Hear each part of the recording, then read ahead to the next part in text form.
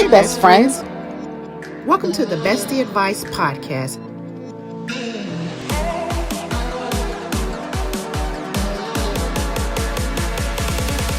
Where we discuss all things relationships.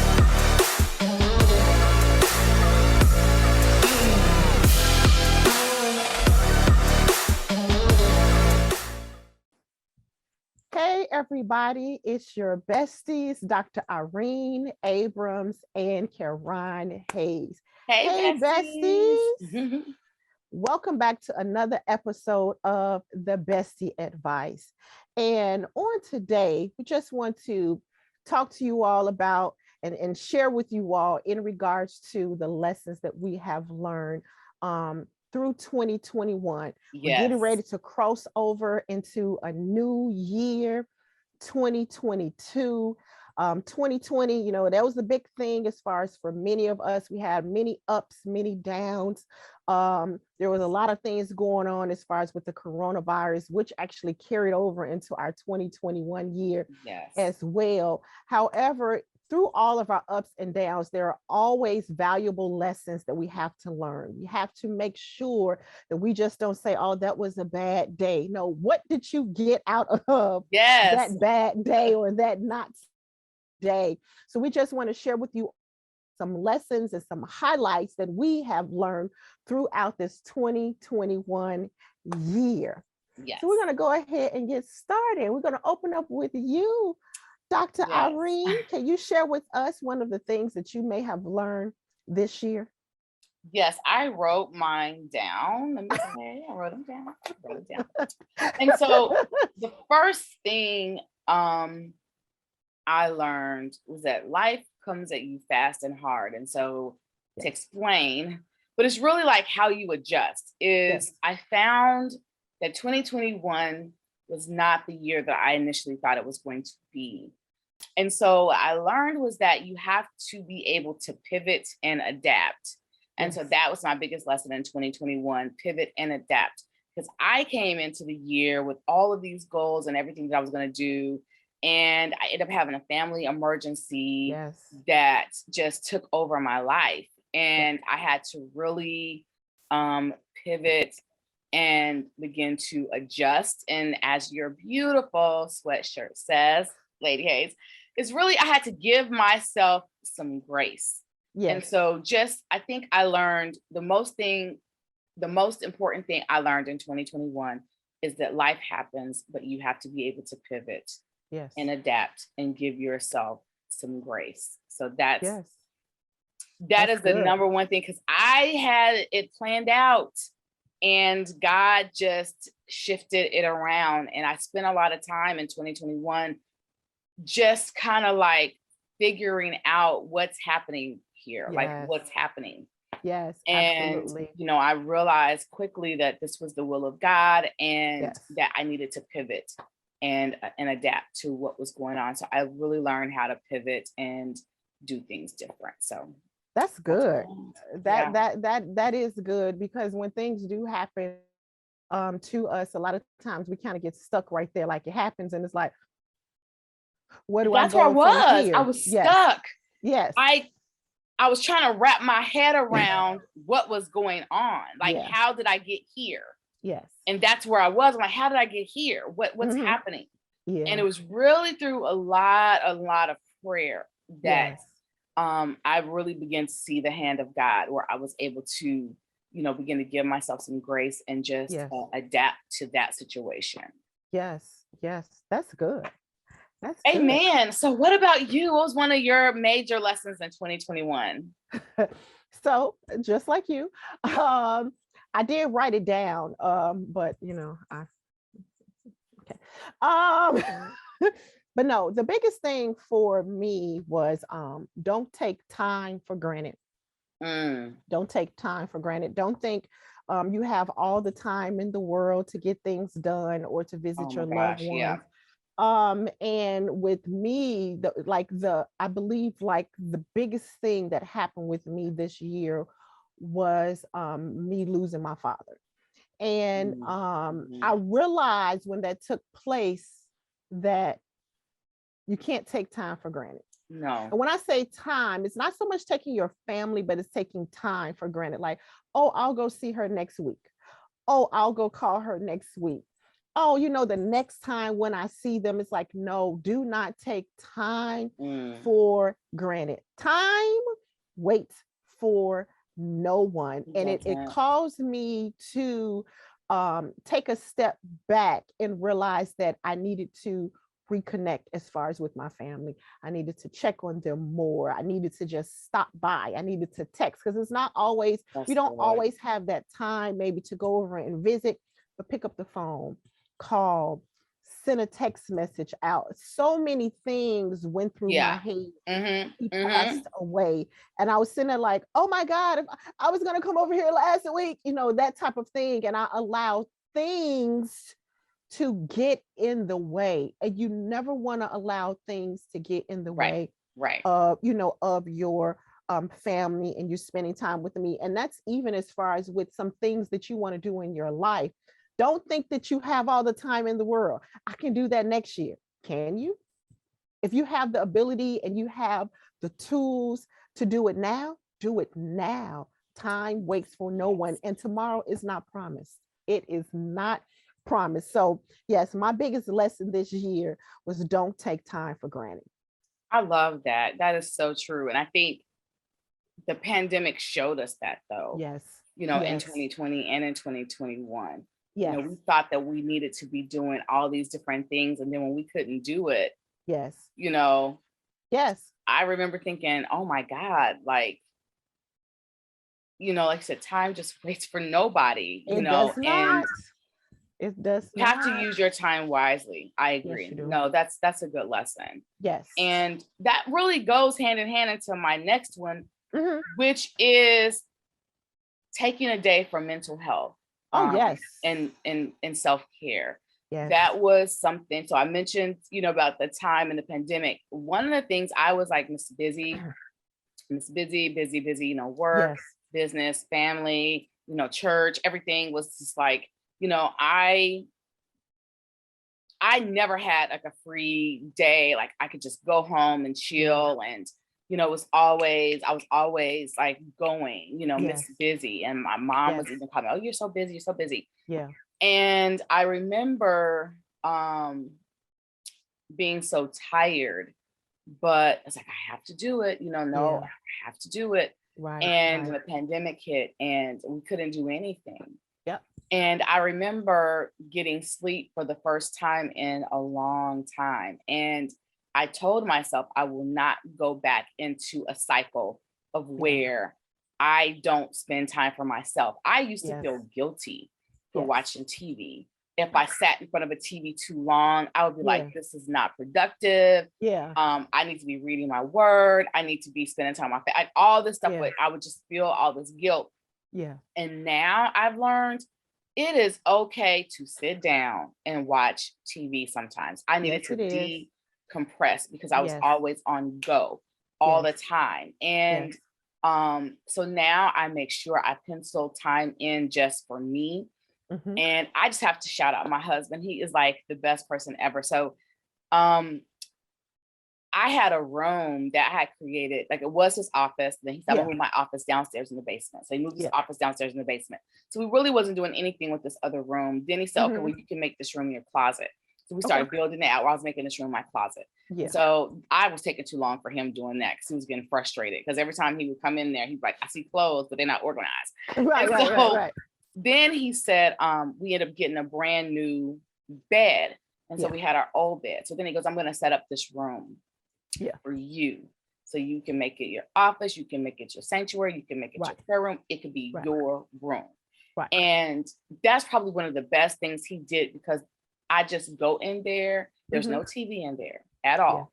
No TV. I just go in there and I sit and I'm able to hear God and I'm able to take my time to breathe in and to breathe out. And so I make sure that one day a week for a few hours, I just go in there and sit for my own mental health. I need to be able to do that. And I found I've been so much more reflective about my purpose, about my destiny, about what I need to do, what I don't need to do, and things like that. So that has been a lesson learned in 2021 for me, Yes. is to take time for myself and just Yeah. take a mental break.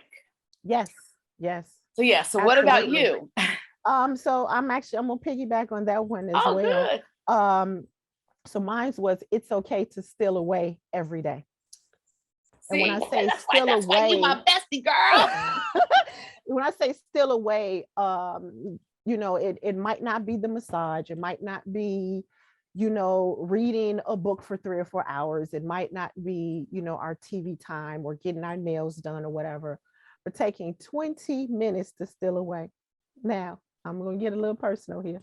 Okay, when I say take 20 minutes to steal away, when you go to that bathroom after you get home from work, or you log off your computer if you're working from home, or you've cooked dinner as far as for your family, whatever it may be, or for your children, and you go to that bathroom, close that door, shut that door, and steal away for 20 minutes. I love that time. Especially Yes. those who are getting off of work. Sometimes we have to regroup. So with me, my family already knows at a certain time, don't, I dare you to knock on that door. I dare you to knock on the door. And I could be doing puzzles, Sudoku puzzles. It's me and me. I can do what I want to do. So it's okay. And I think it's important that we do that every day. Absolutely. Every 15 minutes, 20 minutes, whether you do it at the beginning of your day or the end of your day, you need time to regroup, whatever, to get your thoughts together. So then when you come out, you can be a little bit more refreshed. So you won't go off on your children or your husband or your mama or your daddy, like, or whatever. You don't want things that happen through your day to linger on. And now you are taking it out on your family. So you need that time to regroup. So the lesson that I learned is that I need to steal away every day. It's okay to steal away every day. That is really good. That's good. Being an introvert, I definitely have to, when I'm in a crowd or when I'm around a crowd, I have to have that downtime to almost like re-energize, because I know how to be around a group of people. I know how to interact with a group of people. Right. I'm not necessarily a shy person where it's like, no, I don't want to talk to you. Introvertedness is very different than that, but it's a lot of energy to be around people.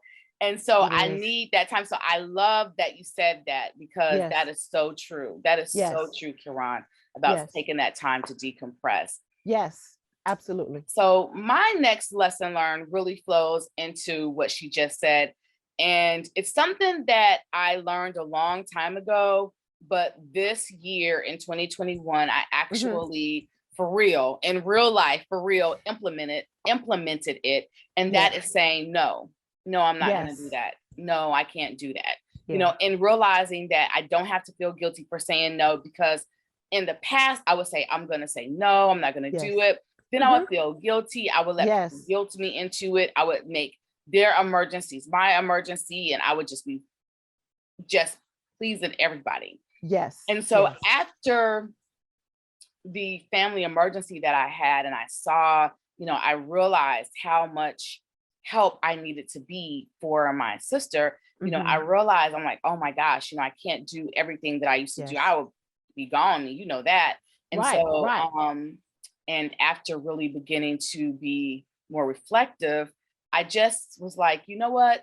If what I'm being asked to do, if it's not helping my purpose, if it's not making me any money, if I'm not being a better person because of it, then I'm not going to be able to do this. So I need to make sure that everything I do has purpose. Everything I do is going to help me reach a goal. It's going to help me make some money. It's going to be a good use of my time. So what I realized in saying yes to so many things is that people were using my talents, my gifts. They were using taking my kindness for weakness. I was running myself ragged. When I went to the hospital because my blood pressure was so high, nobody was in that room with me. Like, oh my God, no, I was in there. And, Mitchell, of course, Mitchell was there, Right. But, I remember my doctor they could not get my blood pressure to go down, like no matter Yeah. what they did. And she came and sat beside me and she had this heart to heart, like, you are going to have to say no sometimes. Yeah. You are going to have to slow down. We Yeah. cannot get your blood pressure down, and of course I began to pray and I was like, Lord Right. Jesus, but it was eye-opening for me to realize that I cannot be everything to everybody. And so I need to be able to say no and be okay with it and let it go. No, I'm not available. No, I'm not going to be able to do that. No, Yeah. I'm sorry, I can't. Mhm. And stand on that. Otherwise, I'm going to be shaking, in a corner somewhere because You're I've not gonna tried be to no do good for all these things nobody. and be all these things to everybody. Right. And so, my biggest thing is I'm proud of myself, and I started it in January and Mhm. I've been very successful up to this point, when this is airing, in December, that no is a complete sentence. It's a complete thought. It's a complete paragraph, and it's a No. complete story. Period. So yeah, no, period. Exactly. So that's Exactly. really something that I've learned, that, and I can be transparent, that I struggled with Yeah. saying no. I didn't want people to be upset with me, Right. and now Yeah. saying yes to things that are only assigned to me. Yes. So That's good. yeah, That's good. And you're absolutely right. Sometimes it is hard to say no to people, but at the same time, you don't want to run yourself ragged, or you don't want to run out of fuel because you are trying to be everything to everybody. It's like, Mhm. no, no, sorry, won't be able to do it. Catch me maybe next time, or maybe not. But yes, Yes. that is good. That is good. Um, Another one that I have is, and I actually just kind of I really thought long and hard about this one today, that it's okay to be with okay, it's okay to be okay with your path. Oh yeah. Mhm. Okay to be okay with your path. And I was actually having a conversation with one of my friends today, and she was talking about, she's getting ready to go out for a position in her job or whatever. And she's like, yes, I'm going to do this, I'm going to do that. And I want to be here for so many years. And then I want to go to the next level. I want to be there for so many years. She had like this, like aggressive, like Yeah. timeline in Mhm. regards to her career. And I'm sitting there and I'm talking to her and I'm talking to her. And in the back of my mind, I'm like, at this company that I'm at, I thank God for the job, but I'm good right here.